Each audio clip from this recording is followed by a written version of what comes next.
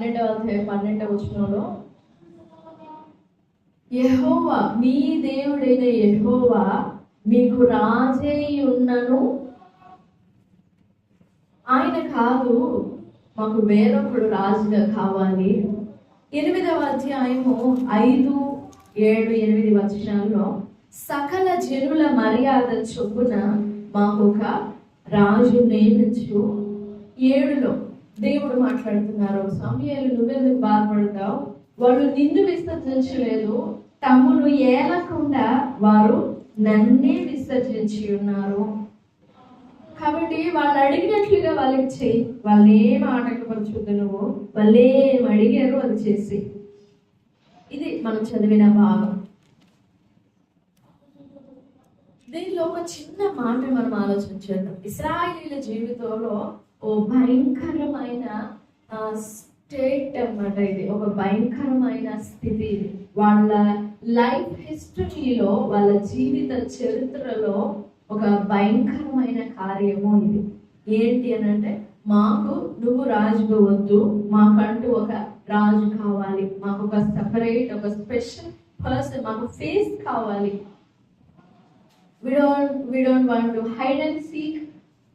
నువ్వు ఎక్కడో ఎవరినో ఎంచుకోవడం, ఎవరి ద్వారానో మాట్లాడడం, ఎవరిలో నుండో మాట్లాడడం, పద్దాకల నీ మీద మేము ఆధారపడడం, పద్దాకల ఊరిలోకి మేము ఏం విచారణ చేయాలన్నా ఆ ప్రధాన యాజకుడు ధరించుకొని, ఆ ఏఫోదును ధరించుకొని, ఆ ఏఫోదు దగ్గర విచారణ చేసేవాళ్ళు.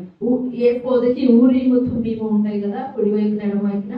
ఆ ఊరీము తుమ్మీముల దగ్గర విచారణ చేసేవారు. ప్రభా మేము వెళ్ళాలా, ప్రభా మేము వెళ్ళొద్దా, ప్రభా మేము ఏ దిక్కున వెళ్ళాలి, మేము ఎలా ప్రవర్తించాలి అని ప్రతిదానికి విచారణ చేయాలి దేవుని దగ్గర. యాజకుడు, న్యాయాధిపతి ఇద్దరు కూడా దేవుని దగ్గర విచారణ చేయాలి. అయితే ఇశ్రాయేలీయులు ఈ 12వ అధ్యాయంలోకి వచ్చేసరికి బాగా విసిగిపోయినట్టున్నారు, బాగా అలసిపోయారు, విసిగిపోయారు. ఒక చిరాకు, ఫ్రస్ట్రేషన్ వచ్చింది. పొద్దుగా నిన్ను అడుగుతా ఉండడమేనా, మాకంటూ డెసిషన్ తీసుకునే రైట్ లేదా, మాకంటూ మా ఆలోచనలు నెగ్గించుకోవాలి, గెలిపించుకోవాలి, మాకు కూడా ఇష్టాలు ఉన్నాయి అనే విషయం మాకు తెలియాలి కదా. ఇంకెంతకాలం అని మేము ఇలా ఈ బాండేజ్ కింద ఉంటాము, పదాకలన్నీ విచారణ చేయడమేనా, ప్రతిదానికి మేము అది తినాలా, అది తినకూడదా, మేము చెయ్యాలా, చేయకూడదా, నడవాలా, నడవకూడదా, వెళ్ళాలా, వెళ్ళకూడదా, శత్రువు మా మీదకి వచ్చినప్పుడు కూడా నిన్ను అడగటమేనా, మమ్మల్ని మేము కాపాడుకుని డిఫెండ్ చేసుకోవడానికి ఆ రైట్స్ కూడా మాకు లేవా, మా అంతటా మేము ప్రవర్తించే రైట్ మాకు లేదా, అలాంటప్పుడు మా ఈ జీవితాలు మాకెందుకు అని బాగా విసిగిపోయారు ఇశ్రాయేలీయులు. బాగా విసిగిపోయి ఓ భయంకరమైన డెసిషన్ తీసుకున్నారు. ఈ డెసిషన్ అప్పటికప్పుడు పుట్టింది కాదు, ఎప్పటి నుంచో రగులుకుంటూ ఉండేది వాళ్ళని. సరే, ఇశ్రాయేలీయులు దేవునిని రాజుగా వద్దు అని చెప్పి తమ కొరకు ఒక రాజుని నియమించుకున్నారు. ఎంత ధైర్యంగా అడిగారు చూడండి. సకల జనుల మర్యాద చొప్పున మాకంటూ ఒక రాజు కావాలి. మనం కూడా డైరెక్ట్ గా అన్నాం దేవుని దగ్గర, lord I don't need you అని అన్నాం, మీరు నాకు అక్కర్లేదు అని అన్నాం. కానీ మన ఆలోచనలు, మన క్రియలు, మన డెసిషన్స్ మీరు నాకు వద్దు అనే ఆ స్టేట్మెంట్ ని రుజువు చేస్తూ ఉంటాయి. కానీ నిన్ను కాదు వాళ్ళు విసర్జించింది, నన్ను. తమను ఏలకుండా వారు నన్నే విసర్జించారు. నువ్వెందుకు బాధపడతావు? వాళ్ళు చెప్పినట్లుగా చేయ. బాల్య వయసులో నుండి దేవుని మనస్సుతో అంత అనుసంధానం కలిగిన వాడు సమూయేలు. ఇప్పుడు ఈ రాజును నియమించాలి అనే ఈ మాట ఎంత బాధ కలిగించిందో సమూయేలుకి. అదే అంటారు చూడండి, 12వ అధ్యాయం 17వ వచనం. గోధుమ కోతకాలం ఇదే కదా, మీరు రాజుని నిర్ణయింపమని అడిగినందుచేత యెహోవా దృష్టికి మీరు చేసిన కీడు గొప్పదని మీరు గ్రహించి తెలుసుకున్నకై యెహోవా ఉరుములను ఏ టైంలో? కోతకాలంలో, గింజలు చేతికొచ్చే టైంలో మీరు చేసిన పాపం ఏంటో, తప్పిదం ఏంటో మీరు గ్రహించినట్లుగా దేవుడు ఉరుములు వర్షం పంపిస్తాడు చూడండి అని అంటే వచ్చిందో వచ్చిన సమూయేలు యెహోవాను వేడుకొనినప్పుడు యెహోవా ఆ దినమున ఉరుములను వర్షమును పంపగా జనులందరూ యెహోవాకును సమూయేలుకును బహుగా భయపడి అప్పుడు అంటున్నారు, ఇదిగో మా జీవిత కాలం అంతటిలో నెక్స్ట్ 19 వచ్చిన మేము చేసిన పాపాలన్నింటికంటే ఇప్పుడు మేము అడిగిన ఈ పాపమే మించిపోయినది. సరే, ఇంతకు ఎందుకు ఇశ్రాయేలీయులు దేవుణ్ణి తమ మీద రాజుగా ఉండకుండా విసర్జించారు?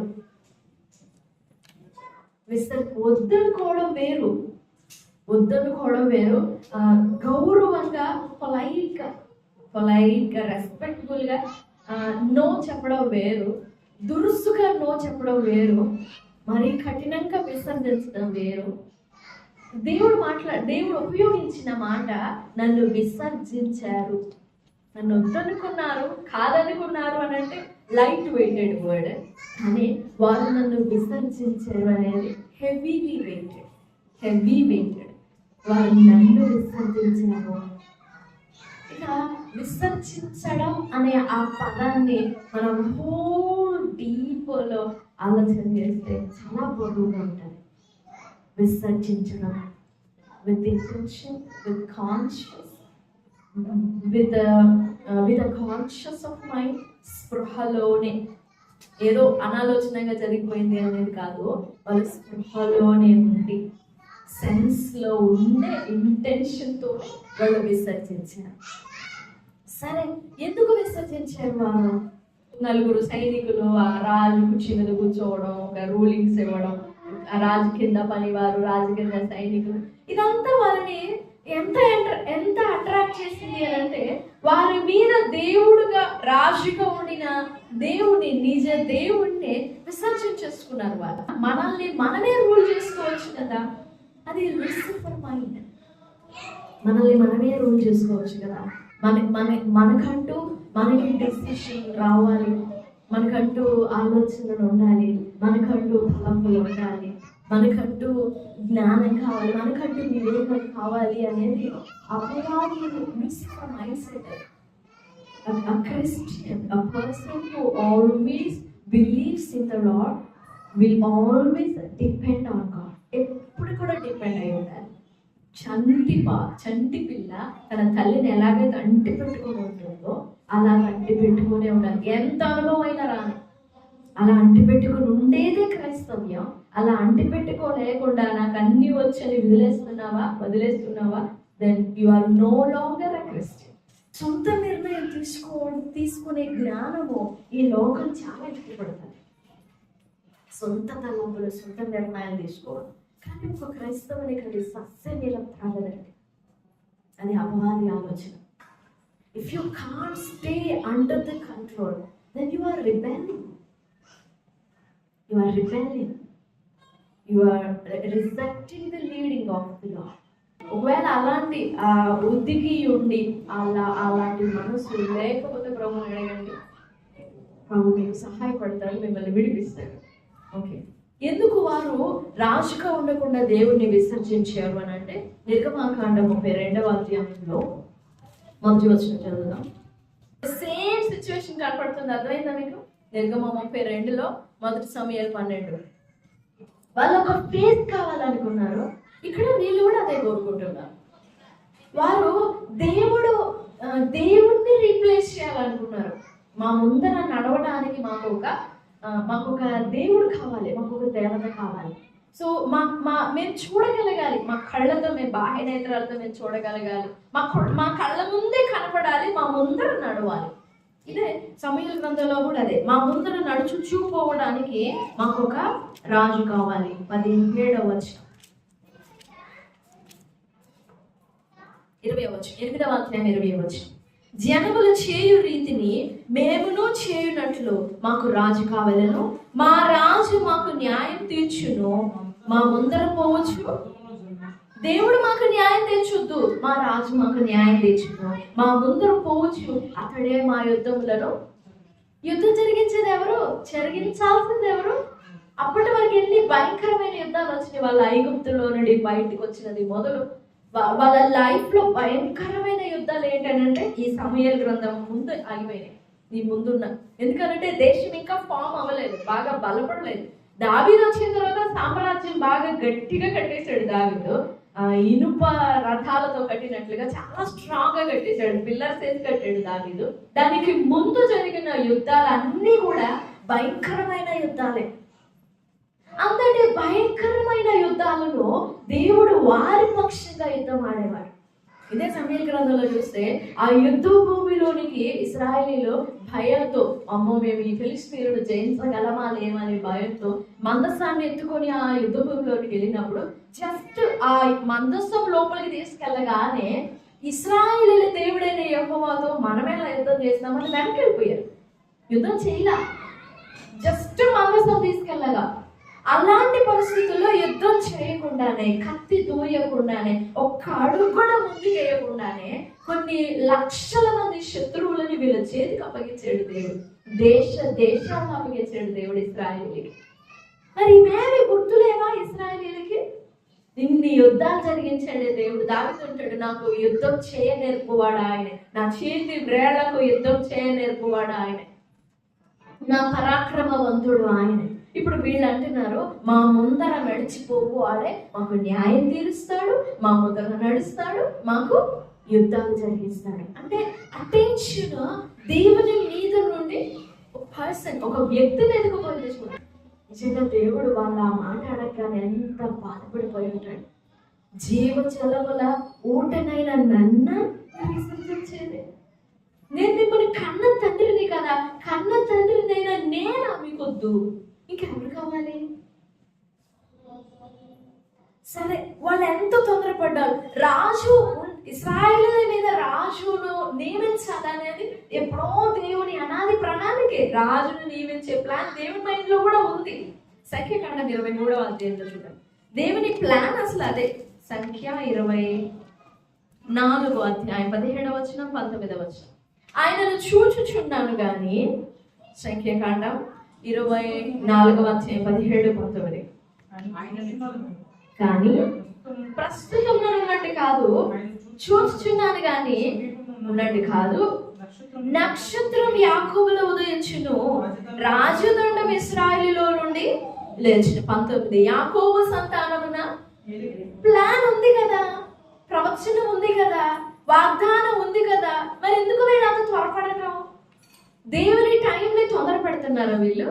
మాకు త్వరగా రాజుని చేయి, త్వరగా చేయి, త్వరగా చేయి, త్వరగా చేయి, నీ టైం పెట్టుకుంటే మాకు సరిపోదు, నీ టైమే, మా టైమే అని చెప్పేసి. దేవుని వాగ్దానం ఉంది ఇశ్రాయేలీయులకంటూ. దేవుడు ఒక రాజును తీసుకొస్తాడు. రాజదండం యూదాలో ఉంటుంది, ఇశ్రాయేలు నుండి లేస్తుంది. ఇశ్రాయేలులో నుండి ఒక గోత్రాన్ని ఎన్నుకొని ఆ గోత్రంలో నుండి రాజ్య సింహాసనాన్ని స్థాపిస్తాడు దేవుడు. దానికంటే ముందు వీరు తొందరపడ్డారు, ఇశ్రాయేలీయులు తొందరపడ్డారు. దేవుడే కలిగి చేసుకొని దేవుడే రాజును నియమించడం వేరు. మనం కలిగి చేసుకొని, దేవా నువ్వొద్దు, సైడ్ అయిపో, మాకు ఒక రాజును నియమించు అని అంటే అది ఎంత బాధ, హృదయం ఎంత బద్దలైపోయి ఉంటుంది. ఆ తొందరపాటులో ఎంత భయంకరమైన నాశనం కొని తెచ్చుకున్నారు ఇశ్రాయేలు. ఎంత భయంకరము అని అంటే, రాజు కావాలి కావాలి కావాలని కోరుకొని ఎలాంటి ఉండి రాజుగా చేసుకున్నారంటే చూడండి, మొదటి సమూయేలు గ్రంథం 9వ అధ్యాయము 5, 6 వచనాలు. 5, 6, 9. అయితే వారు సూపు దేశములకు వచ్చినప్పుడు, మొదటి సమూయేలు 9, 5. అయితే వారు సూపు దేశములకు వచ్చినప్పుడు మనము తిరిగి వెళ్ళుదము రమ్ము, గార్ధభూముల కొరకు చింతింపక నా తండ్రి మన కొరకు విచారపడునేమో అని సౌలు తన ఎదురున్న. అప్పుడు ఆ పనివాడు అంటున్నాడు, చూడండి, ఇదిగో ఈ పట్టణంలో దైవజనుడు ఉన్నాడు, బహుగనుడు, ఏ మాట చెప్పును నెరవేరును, వెళ్ళవలసిన మార్గం అతడు మనకు తెలియజేయను. 9వ వచనం. ఇప్పుడు ప్రవక్త అను పేరు నొందువాడు పూర్వము. మీకు ఏమర్థమైంది ఆ భావంలో? సౌలు తన తండ్రి గార్ధబం అంటే గాడిదలు తప్పిపోయినప్పుడు ఆ గాడిదలను వెతుక్కుంటూ దేశమంతా తిరుగుతున్నాడు. తిరిగి తిరిగి తిరిగి సూపు దేశంలోకి వచ్చినప్పుడు సౌలు అంటున్నాడు తన పనివానితో, ఇక గార్ధములు పోయాయని బాధపడడం పక్కన పెట్టేసి నేను తప్పిపోయినానని చెప్పేసి నా గురించి విచారపడుతుంటాడు మా నాన్న. సో తిరిగి వెళ్ళిపోదాం పదా అని అంటాడు. ఎవరితో? పనివానితో. అప్పుడు ఆ పనివాడు అంటాడు, ఇదిగో ఈ పట్టణంలో దైవజనుడు ఉన్నాడు, ఆయన ఏం చెప్తే జరుగుతుంది. ఇప్పుడు ప్రవక్త అని పిలువబడుతున్నాడు. ఆయన ప్రవక్తగా ఉండక ముందు దీర్ఘదర్శిగా ఉన్నాడు. ఎవరు మాట్లాడుతుంది? సౌలుకి తెలీదా? సమూయేలు బాలుడిగా ఉన్నప్పటి నుంచి ప్రవక్తగా పేరు ఉందాడు.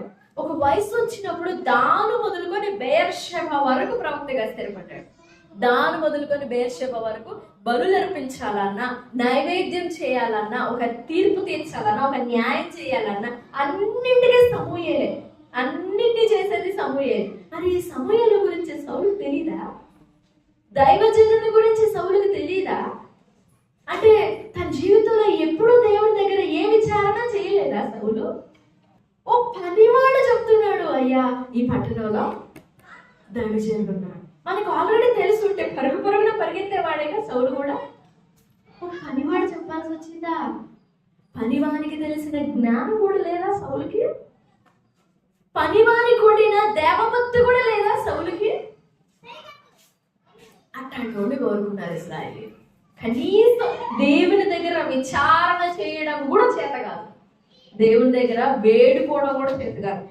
18 మనం దేవుని దగ్గర వేడుకోవాలంటే దేవుడు మన దగ్గరికి రావాలా, మనం దేవుని దగ్గరికి వెళ్ళాలా? దాన్ని బట్టి మనకి ఏం అర్థం అవుతుందంటే he doesn't know how to treat the ark of the covenant. నిబంధన మందస్సము గురించైనా, దేవుని ప్రభావము కలిగిన మందస్సము గురించైనా బొత్తిగా గౌరవం లేనివాడు, భక్తి లేనోడు, మర్యాద లేనోడు, దేవుని భయం లేనోడు, అసలు దేవుని గురించిన అవగాహన లేనివాడు సౌలు. ఆ ధ్వని విని మీ చేతి అంట. ఎవరిని? ఓ యాజకుడిని. ఎక్కడి నుండి చేయి తీయాలి? ఈ ప్రార్థన తర్వాత సంగతులే. ఈ ప్రార్థనలో దేవుడు విని ఆన్సర్ ఇచ్చే లోపల శత్రువులు మా మీద పడతారు. ఎంత రెక్లెస్ చూడండి, ఎంత గర్వించిన మనస్సు సౌలుది. ఇట్లాంటి వాడిని కోరుకున్నారు ఇశ్రాయేలీయులు. తొందరపాటు వలన ఇలాంటి వ్యక్తులు ఎదురైతారు, కాల్చబడతారు, కనబడతారు. దేవుడేమో ఓ సంపూర్ణమైన వ్యక్తిని తీసుకురావాలనుకున్నాడు. తన చిత్తానుసారమైన వ్యక్తిని, తన ఉద్దేశాలన్నీ నెరవేర్చే వ్యక్తిని. మ్యాన్ ఆఫ్టర్ మై హార్ట్ అంటారు. Man after my. అలాంటి వ్యక్తి కోసం దేవుడు వెయిట్ చేస్తుంటే బొత్తిగా భక్తి మర్యాద లేదు. ఇప్పుడు హోషేయ గ్రంథం 13వ అధ్యాయము 10వ వచనం. ఇప్పుడు ఈ హోషేయ గ్రంథంలోని టైం ఎప్పుడు, మొదటి సమూయేలులోని టైం ఎప్పుడు? ఈ మధ్య ఎంత కాలం ఉంది. ఇంత కాలం తర్వాత కూడా దేవుడు రెచ్చగొడుతున్నాడు. నువ్వేగా అడిగింది రాజు కావాలని? ఏడి మీ రాజు? ఏ సహాయం లేకుండా దాక్కున్నాడే, ఏడి మీ రాజు? పోయి అడగండి. దేవుడు రెచ్చగొడుతున్నాడు. అందుకే మనం దేవుని దగ్గర ప్రార్థన చేసేది ఏదైనా దేవుడు ఇష్టపూర్వకంగా మనకి ఇచ్చేంత వరకు వెయిట్ చేయాలి. ఒకవేళ కోపం తెచ్చుకొని ఇచ్చాడు అనుకోండి, అలా ఉంటుంది. హోషేయ 13లో నేను కోపం తెచ్చుకొని మీకు రాజు నియమించింది. ఇశ్రాయేలుకి అలానే నియమించాడు. వీళ్ళు వెయిట్ చేసి, వీళ్ళు ఆలస్యంగా ఎదురు చూసే రకాలు కాదు. వీళ్ళు ఎదురు చూడడం అంత ఓపిక లేదు, అంత సహనం లేదు వీళ్ళకి. దావీదు అంతటి రాజుని ఫస్ట్ రాజుగా చేయాలనుకున్నాడు దేవుడు. ఎంత ఇష్టపడ్డాడు. నా ఇష్టానుసారుడు, నా ప్రియమైన వాడు. దావూదు అంటేనే అర్థం అది, నా ప్రియమైన వాడు. మనం త్వరపడకూడదు మన జీవితంలో ఏ విషయం ముందు కూడా. త్వరపడితే ఇదిగో ఇలాంటి గుణాలు కలిగిన పరిస్థితులు మనకి ఎదురుపడతాయి. అలాంటి వ్యక్తులు మనకి తారసపడతాయి. భక్తి ఉండదు, గౌరవం ఉండదు, మర్యాద ఉండదు, దేవుని గురించి అసలు అవగాహన లేదు. అట్లా ఇస్తాడు దేవుడు కూడా. ఎందుకంటే మనం అలా విసిగిస్తాం దేవుడు, మనం అలా ఇబ్బంది పెడతాం దేవుడిని, మనం అలా త్వరపెడతాం దేవుడిని. వారు ఎందుకు దేవుణ్ణి రాజుగా వద్దనుకున్నారు అని అంటే మరొక కారణము 12వ అధ్యాయం చివరి వచ్చిన ఫస్ట్ మనం చదివింది కదా, 24 వచనం. ఆయన మీ కొరకు ఎన్ని గొప్ప కార్యములు చేసేనో అది మీరు తలంచుకొని. యెహోవా యందు భయభక్తులు కలిగి నిష్కపటులై పూర్ణ హృదయంతో ఆయనను సేవించుట ఆవశ్యకము. దీనికి చిన్న మాటలు ఉన్నాయి చూడండి. 12వ అధ్యాయము 8వ వచనం ఫస్ట్ లైన్. యాకోబు ఐగుప్తునకు వచ్చిన పిమ్మట మీ పితరులు యెహోవాకు మొరపెట్టగా. 9వ వచనం. అయితే వారు తమ దేవుడైన యెహోవాను మరచినప్పుడు. 10వ వచనం. మేము యెహోవాను విసర్జించి. ఇంకా క్రింద అసలు పూర్తిగా విసర్జించేశారు. దేవుణ్ణి మర్చిపోయినారు వారు. అదే సమూయేలు అంటాడు 7వ వచనం. కాబట్టి యెహోవా మీకును మీ పితరులకును చేసిన నీతి కార్యములను బట్టి యెహోవా సన్నిధిని నేను మీతో వాదించున్నట్లు మీరు ఇక్కడ నిలిచి ఉండండి. మీరు దేవుణ్ణి మర్చిపోయారు, అందుకే మీ మనస్సు దేవుని మీద నుండి తొలగిపోయింది. గుర్తుపెట్టుకోండి, once you forget God and His doings and His works, you have already moved on to something else. ఒకసారి దేవుని కార్యమైన దేవునినైనా నువ్వు మర్చిపోయావు అని అంటే, ఆ మర్చిపోవడానికి ముందే నీ మనస్సు ఏదో ఒక దాని మీదకి తొలగిపోయి ఉంటుంది. అలా తొలగిపోయింది కాబట్టి దేవుని విలువ నీ మనసులో తగ్గిపోయింది. అందుకే మర్చిపోతావు దేవుణ్ణి. అది గుర్తు చేస్తున్నాడు సమూయేలు. ఇదిగో అసలు ఐగుప్తు దేశంలో నుండి మిమ్మల్ని బయటికి రప్పించింది ఎవరు? ఏమి కాదా?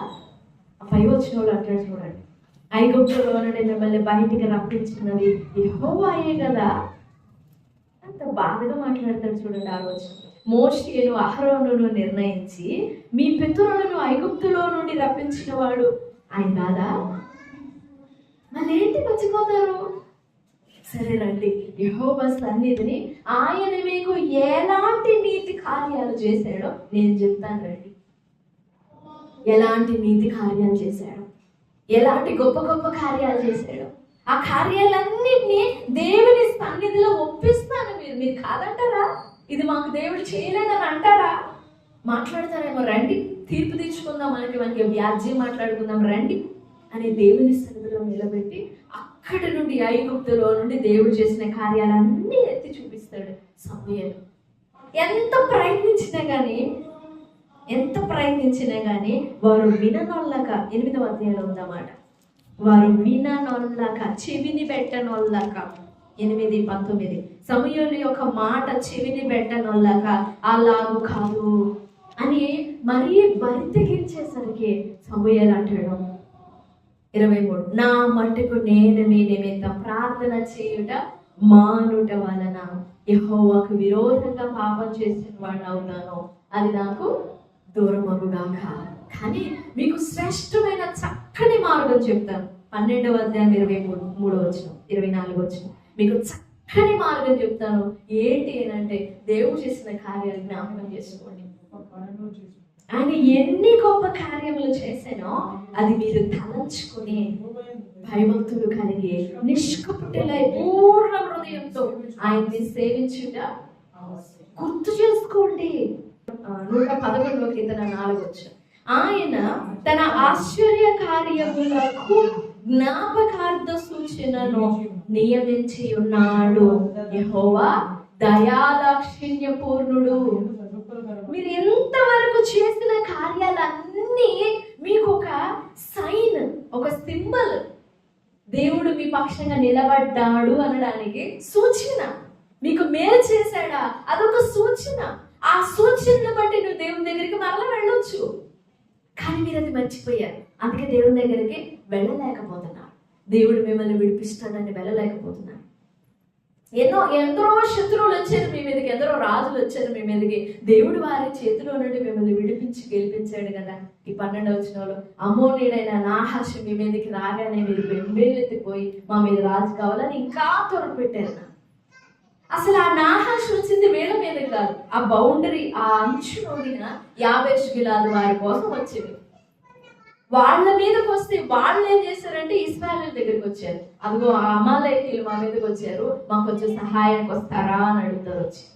మీ తర్వాత చదవండి 11వ అధ్యాయం. మాకు తోడు వస్తారా అని అడుగుతారు. అప్పుడు 50 శిలాలు వాళ్ళు వచ్చి తోడు అడిగారు కదా, ఇప్పుడు భయం పట్టుకుంది వాళ్ళు. ఒకవేళ మాకు ఇలాంటి సమస్య వస్తే మేము ఎవరి దగ్గరికి వెళ్తాం? మేము ఎవరి దగ్గరికి వెళ్ళి మాకు హెల్ప్ కావాలని అడగాలి అనే చిన్న ఆలోచనే స్లైట్గా తప్పించేసేది వాళ్ళని. మాకు అలాంటి పరిస్థితి వస్తే మేము ఎలా నిలబడగలం? సో దేవుడు మా సహాయానికి రాడేమో. సో మేమే ఇంకో ఆయుధం చూసుకోవాలి, మేమే ఒక ఆశ్రయం చూసుకోవాలి, మేమే మమ్మల్ని కాపాడుకునే ఒక పర్సన్ని మేము వెతుక్కోవాలి అని దేవుని మీద నుండి మనసును పూర్తిగా తొలగించేసుకున్నాం. గుర్తుపెట్టుకోండి, దేవుడు మన జీవితంలో చేసే చిన్న కార్యమైన అదో పెద్ద మెమొరీ, జ్ఞాపకార్థ సూచన. అలాంటి జ్ఞాపకార్థ సూచనలు వెనక్కి వెళ్ళి చూసుకో ఎన్ని ఉంటాయో 2024లో. ముందు అధ్యాయాల సమయాలు అంటాడు, ఇంతవరకు మనకు సహాయం చేస్తూ వచ్చిన ఎబినేజరే ఇక ముందుకు కూడా సహాయపడతాడు. కానీ వాళ్ళు నమ్మలేకపోయారు. దేవుడు మనకు సహాయపడతాడు. ఎందుకనంటే ఇంతవరకు చేసిన సహాయాలే మన విషయంలో ఆయన పెట్టిన ఇన్వెస్ట్మెంట్, మన విషయంలో ఆయన మనకి చేసిన ఒక జ్ఞాపకార్థం. ఈ జ్ఞాపకార్థాన్ని మనం దేవునికి గుర్తు చేస్తే, ఫలానా టైంలో నువ్వు సహాయం చేసావు దేవా అని దేవునికి గుర్తు చేసి దేవుడిని స్తుతిస్తే, అలా స్తుతించడం ద్వారా మనకున్న డోర్స్ అన్నింటినీ మనం ఓపెన్ చేసుకుంటాం. 50వ కీర్తన లాస్ట్ వచనంలో అదే ఉంటుంది, స్తుతియాగం అర్పించువాడు నన్ను మహిమపరచుచున్నాడు, అటివాడు నేను వానికి రక్షణ దయచేయనట్లు వాడు మార్గం సిద్ధం చేసుకుంటున్నాడు. ఒకవేళ దేవుడు చేసిన కార్యాన్ని నువ్వు జ్ఞాపకం చేసుకోలేకపోతున్నావా, then you yourself are closing down the doors. మూసేసుకుంటావు ద్వారాలన్నిటి, దేవుడు ఏం చేయకూడదు. గుర్తు చేసుకున్నావా, then you are remembering the existence of God. You are once again reclaiming the existence of God. దేవుని ఉనికిని మరొకసారి నీ జీవితంలో తలపోసుకుంటున్నావు. Then he will come to you. వస్తాడు, దగ్గరికి వస్తాడు. వారి యొద్దకు రాలేకుండా అసలు పూర్తిగా సైడ్ చేసేస్తారు వాళ్ళు దేవుని. ఆ నిర్గమ 32లో ఒక దేవత కావాలని అడిగిన ఆ చిన్న ఆలోచన, ఆ విగ్రహారాధన ఆలోచన ఎన్ని సంవత్సరాలు వాళ్ళలో ఏర్పాటు చేసిందో చూడండి. అయినా చచ్చిపోలేదు. చాలా ఇశ్రాయేలీయులు దేవుణ్ణి విసర్జించుకున్నారు. అయినా కానీ సమూయేలు ద్వారా దేవుడు మాట్లాడతాడు, ఇదిగో శ్రేష్టమైన చక్కని మార్గం నేను మీకు బోధిస్తాను, మీరు లోబడండి, పూర్ణ హృదయంతో నిష్కపటులై ఆయనని సేవించండి. చాలు, ఇంకా అదే అంతవరకు చాలు మీకు. మనం దేవుణ్ణి ఎప్పుడైతే మర్చిపోతామో మన మనసు దేవుడి మీద నుండి వెళ్ళిపోతుంది. ఎప్పుడో వెళ్ళిపోయి ఉంటుంది, ఏదో వస్తువు మీదకు, మనిషి మీదకు వెళ్ళిపోయి ఉంటుంది. వన్స్ మర్చిపోయామా మన మార్గాలు మనమే మూసేసుకుంటాం. సో త్రొప్పుకోవాలి దేవుడు ఏం చేశాడు. If you have that time, right it down, రాసుకోండి. దేవుడు మీకు ఏం చేశాడు, ఏం మాట్లాడాడు, ఎలా బలపరిచాడు. ఎందుకంటే అవే కదా మన వాల్యుబుల్ పొసెషన్స్. వాటన్నిటిని గుర్తు చేసుకున్నప్పుడు వాటన్నిటిని రౌండప్ చేసి చూస్తే దేవుని కనికరమే కనపడుతుంది, దేవుని గొప్ప కార్యాలే కనపడతాయి. ఆ సిచ్యువేషన్స్ని రాయండి, అక్కడ దేవుడు ఇచ్చిన సొల్యూషన్ రాయండి, దేవుడు ఇచ్చిన కృప రాయండి. అప్పుడు అదొక గ్రంథం అయిపోతుంది మీ జీవితానికి. అంటే ఈ గ్రంథమే రేపు చేయబోయే కార్యాలు. Once you remember God's words and God's things and God's doings, then you are opening doors for yourself. If you don't remember that, then you yourself are closing down every door. నువ్వే మూసేసుకుంటే ఇంక దేవుడు ఏం చేయలేడు. నీ మార్గం నువ్వే సిద్ధం చేయాలి. విశ్వాసం అలా సిద్ధం చేస్తారు. ఇశ్రాయేలీయులు అలా విశ్వసించలేక దేవుణ్ణి త్రోసేశారు, విసర్జించేశారు. అది దేవుడిని ఎంత బాధపరిచింది. ఒకవేళ నీవు కూడా నీ ఆలోచనలో, నీ నిర్ణయాల్లో, నీ పంటల్లో ఎప్పుడైనా దేవుని మీద నుండి నీ మనస్సుని విశ్వాసంతో ఏదైనా వస్తువు మీద, మనిషి మీద, ఏదైనా పరిస్థితి మీద ఒకవేళ తొలగిపోయిందేమో, దేవుడు చేయలేడేమో అని భయపడిపోయి ఆ సందేహము, ఆ డౌట్ చేస్తాడా, చేయలేడా, అసలు మాట్లాడతాడా, అసలు ఆయనకు ఆలోచన ఉందా అనే ఆలోచన రానివద్దు. బికాస్ మనకంటే మన గురించి బాగా ఎరిగిన వాడు కదా ఆయన. మనకంటే కూడా మనం ఆలోచించిన దానికంటే కూడా ఎక్కువ ఆలోచిస్తాడు కదా. Then why should be care? ఎందుకు ఆలోచించాలి? ప్రాణం పెట్టిన వానికంటే ఎక్కువ ఆలోచిస్తామా మనం? ప్రాణం పెట్టిన వానికంటే ఎక్కువగా తలంచగలమా? మన గురించి మనకి తెలియదు, మనకంటే నోరట్లు ఎక్కువ ప్రాణం పెట్టిన ప్రభుకి, అదే పిండంగా తల్లి గర్భంలో వేసిన ప్రభుకి తెలుసు. He knows everything what's going to happen and what should happen and what should not happen. మనం త్వరపడ్డామనుకో సౌలు లాంటి పరిస్థితులు ఎదురవుతాయి. మనం త్వరపడకూడదు, తొందరపడకూడదు, వెయిట్ చేయాలి. దేవుని సమయంలో వెయిట్ చేస్తే దావీదు లాంటి సంపూర్ణమైన వ్యక్తి, సంపూర్ణమైన కార్యం, అదొక పర్సన్ కావచ్చు, అదొక కార్యం కావచ్చు, అదొక మేలు కావచ్చు. ఎప్పుడు దేవుడు ఏ కార్యం చేసినా కానీ సంపూర్ణమైన కార్యం చేస్తాడు. అరకొర చేయడు ఆయన. ఎవరు చిన్నది కూడా దేని తీసేయడానికి లేదు, ప్రతి చిన్నదాన్ని కూడా రైట్ డౌన్. దెన్ అవి చదువుకుంటున్నప్పుడు వాటిని ధ్యానం చేసుకునేటప్పుడే you will walk through the valley of the death.